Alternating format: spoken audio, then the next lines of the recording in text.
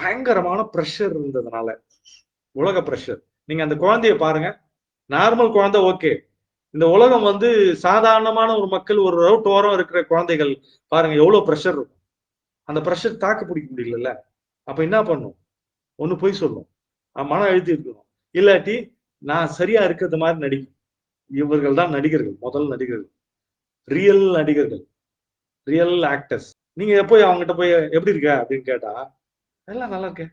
இப்போ வீட்டுல ஒரு ஒய்ஃபுக்கு வந்து ஹஸ்பண்ட் இறந்துட்டாங்க, ஒரு மாசம் பத்தி கேட்டா, என்னங்க அதெல்லாம் இயல்பு தாங்க அப்படின்னு சொல்றாங்கன்னா அவங்களுக்கு அக்ரி பண்ணி கொடுக்கணும், ஏதோ ஒண்ணு மறைச்சுங்கிறாங்க. டாக்டர் பேட்ச் அப்பதான் டவுன்ல போய் எல்லாத்தையும் இருக்கிறாரு, பீப்புளை பாக்குறாரு, எல்லாத்தையும் பார்த்து தான் கண்டுபிடிக்கிறாரு டவுன்ல இருக்கிறவங்க என்ன மாதிரி ஏமாத்துறான்.